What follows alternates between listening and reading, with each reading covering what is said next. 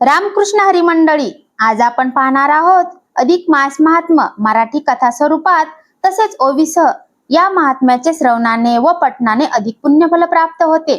या अगोदर आपण अध्याय 1 ते 28 पाहिले आहेत। आज आपण अध्याय 29 पाहणार आहोत।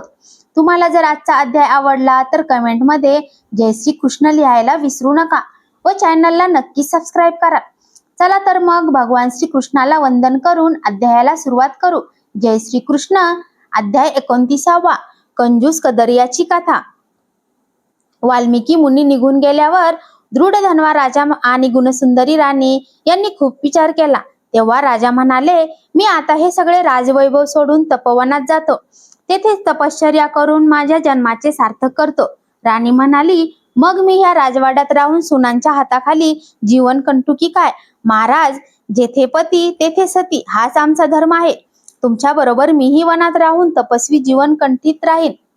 मग सर्व प्रजाजनांना देखत ज्येष्ठ राजपुत्राचे हाती कारभार सोपून राजा राणी पुष्पवनात निघून गेले। तेथे गंगा नदीचे त्रिकाळ स्नान, कंदमुळे, सतत पुरुषोत्तमाचे नामस्मरण वगैरे नियम पाळून ती दोघे समाधानाने तेथे राहिली। अधिक मास आल्यावर त्यांनी तेथे शक्य तेवढी व्रते दाने निष्ठापूर्वक केली। गुणसुंदरी आपल्या पतिसेवेत सतत मग्न असायची। अधिक मास व्रताचे उद्यापन झाले त्या दिवशी चमत्कार असा झाला की एक दिव्य विमान आकाशातून तेथे आले। देवदूतांनी दृढधन्वा राजा आणि गुणसुंदरी राणीला त्या विमानात सन्मानाने बसविले। मग ते विमान थेट गोलोकात गेले। तेथे भगवान पुरुषोत्तमाचे दर्शन घेऊन ते राजा राणी धन्य झाले। त्यांना मुक्ती मिळाली आणि ते तेथेच कायम राहिले। नारदाला नारायण म्हणाले, असे आहे हे अधिक मास व्रताचे पुण्याईचे फळ। नारदा, या श्रेष्ठ पुरुषोत्तमाच्या कृपेने देव, दानव आणि मानवच काय, पण पशु पक्षी, भूत प्रेत वगैरे नीच योनीतील प्राण्यांना सुद्धा खचितच उद्धार होतो। तुला या संबंधी एका वानराची कथा सांगतो, ती तू शांत चित्ताने ऐक। पूर्वी केरळ देशात चित्रशर्मा नावाचा एक गृहस्थ राहत असे। सतत धनसंचय करीत राहणे हाच त्याचा उद्योगधंदा। स्वतः कधी चांगले खाणे पिणे नाही, चांगला वस्त्रे वापरायची नाहीत, खर्च असा काहीच करायचा नाही, अशी त्याची अत्यंत कंजूसपणाची वागणूक होती। कसलाही दानधर्म त्याने कधीच केला नाही। नेहमी धनसंचय करायचा, ते धन जमिनीत पुरून ठेवायचा। जवळ एवढे धन तरी तो लोकांजवळ सतत पैसे मागायचा। प्रत्येक महिन्यात काहीतरी पर्वकाळ असायचाच, त्यावेळी तो लोकांजवळ दान मागायचा, भिक्षा मागून पोट भरायचा। काहीतरी पुण्यकर्म करा हो, मला दान दक्षिणा द्या हो, असे केविलवाणे मागायचा। लोकांनी त्या कंजूस चित्रशर्म्याला कदर्य हे नाव दिले। तो कदर्य भिक्षा मागायला गेला की लोक पुढे पुढे त्याला हाकलून देत, त्याची टवाळी करीत। मग तो सारखा खूप फिरायला तरी त्याला कोणी पोटभर अन्न देईना की त्याला घोटभर दूध किंवा पाणीही देईना। सारे लोक वैतागले। शेवटी तो कदर्यही मागून मागून दमला आणि त्याने मग आपला गाव सोडला। उरलेले धन मात्र तेथेच ठेवले। दुसऱ्या एका दूरच्या गावी एका बागेत त्याचा जुना मित्र राहत होता। त्याच्याकडे हा कदर्य गेला। त्याने रडत रडत आपली गरिबी त्या मित्राला सांगितली। दया येऊन त्या बागेच्या मालक मित्राने कदर्याला आपल्या मळ्यात ठेवून घेतले, त्याला खायला प्यायला दिले, चांगले कपडे दिले।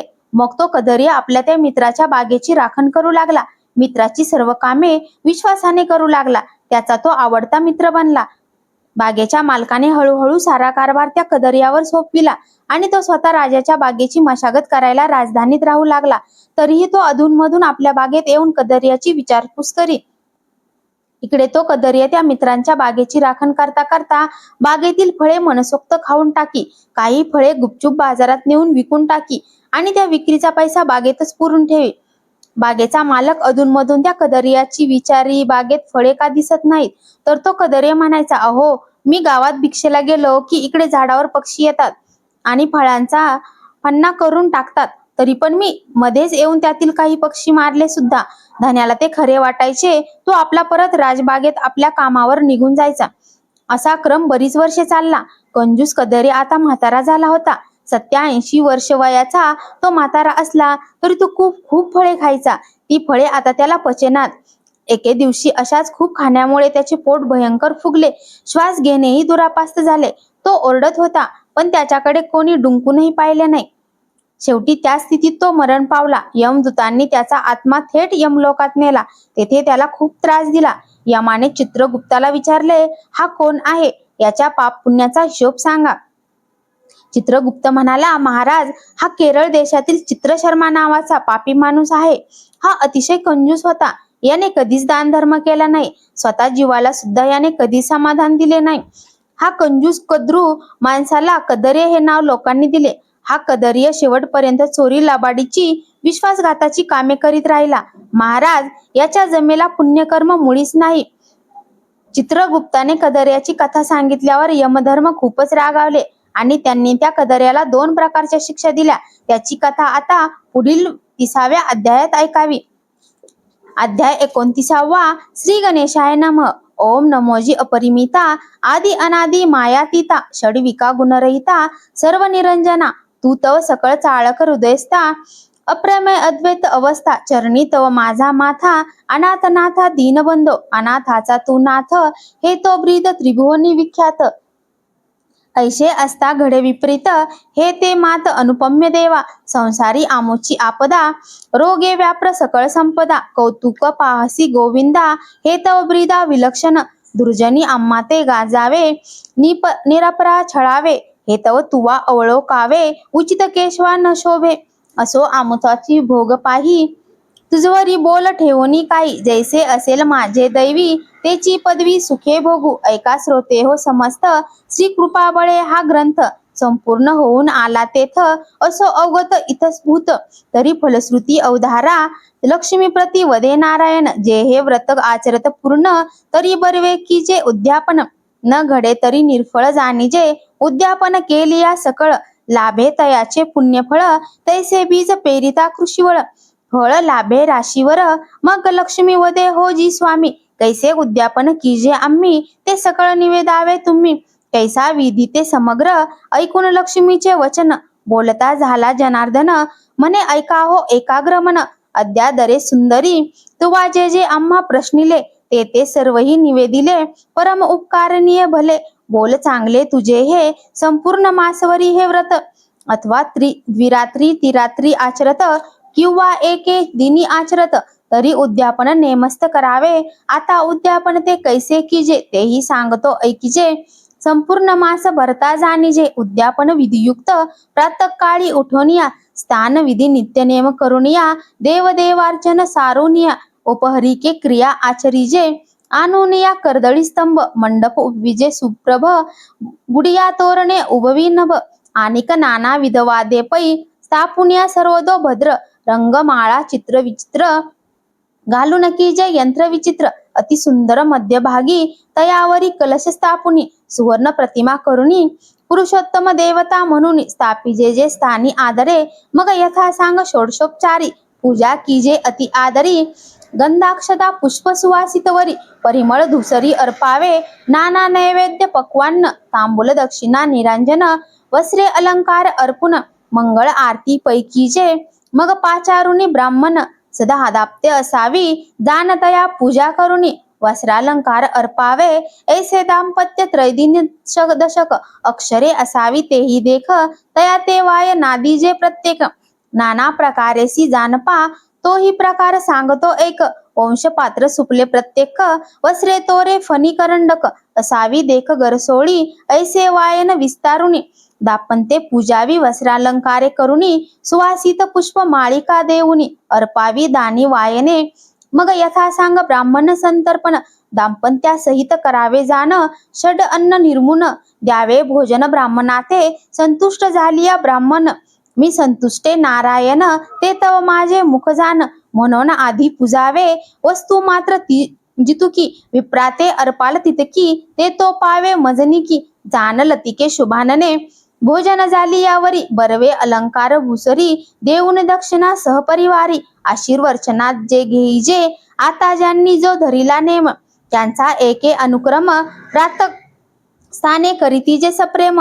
तेने गंगा पूजन करावे वायन दान अर्पावे गंगेसी धेनु दान दिजे ब्राह्मणासी सालंकार सवत्सेसी दोहन पात्रेसी अर्पावे जे प्रतिदिनी अर्पिती कुंभदान तयाचे धातू कुंभ अश्विनी तयाची पूजा करुणी द्यावे दान ब्राह्मणाते जे प्रत्यही करीती नक्त भोजन तया ते दिजे पोवळी दान तया ते मुक्ती मी देत पूर्ण अक्षय भुवन प्राप्त होय आता जे मौन्य करीती भोजनाते तयाने मौक्तिक दीजे दाना दे वर 1 घंटा देवालयी बांधवण करिता पुण्य अगम्य प्रतहि अर्पिता दीपदाना ते रौप्य पात्री सुवर्णवती ते आजेसी प्रति प्राद यथा निगुते पूजोनी विप्राते अर्पिजे अथवा विस्तीर्ण समयी धातूची असावी बरवी सगृतेसी पाजळोनी पूजावी मग अर्पावी ब्राह्मणाते आता मासवरी पुराण श्रवण करिता संपूर्ण अथवा पंचत्रय दिन घडे श्रवण शेवटी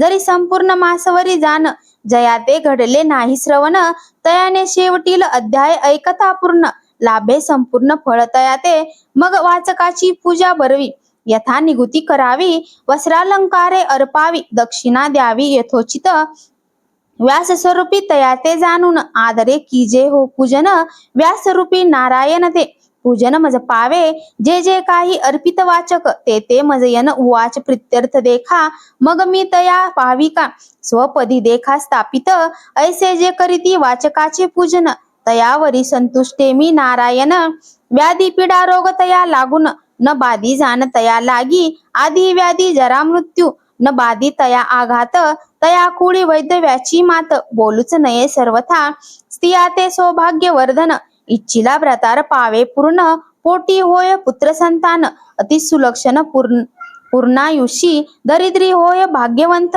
ऋणार्थीयार्थे ऋणमुक्त धनार्थीयार्थे धन प्राप्त पुत्र नियार्थे पुत्र होई एव संपूर्ण व्रत आचरता तयाचे पूर्ण करिता मनोरथा इच्छिले फळ दे समर्था स्वये अनंत मी तयाते ऐसे लक्ष्मी प्रतिकथन स्वये वदला नारायण तेची तुम्हा श्रोतिया लागून केले निवेदन सर्वही या लागी भावार्थ धरुनी व्रत आचरावे सज्जनी आचरताना सोडी हो भामिनी मध्यंतरी व्रताते व्रत संपूर्ण होता मध्येच जोडीचे तत्वता हीन आयुष्य क्षीणता प्राप्त होय जाणीजे व्रत संपूर्ण 1 मास अथवा आचरावे 5 दिवस अथवा आचरता 3 दिवस अथवा दिवस 1 पै परी संपूर्ण लाभे फळसिद्धी आणि केली पाहिजे यथाविधी उद्यापने नानाविधी करिता सिद्धी लाभेल ते संसारी न भोगिती आपदा प्राप्त होय सकळ संपदा श्रियांते वैद्य व्याची बाधा चकटेना कालत्रयी इति श्री अधिक मास महात्म ग्रंथ पद्मपुराणीचे संमंत मनोहरसुत विरचित 29 अध्याय गोडहा। तुम्हाला आजचा व्हिडिओ कसा वाटला हे कमेंट मध्ये नक्की सांगा। तुम्हाला आमच्या चॅनलवरील व्हिडिओ पाहायला आवडत असतील तर चॅनलला नक्कीच लाईक शेअर व सबस्क्राईब करा। धन्यवाद। जय श्री कृष्ण।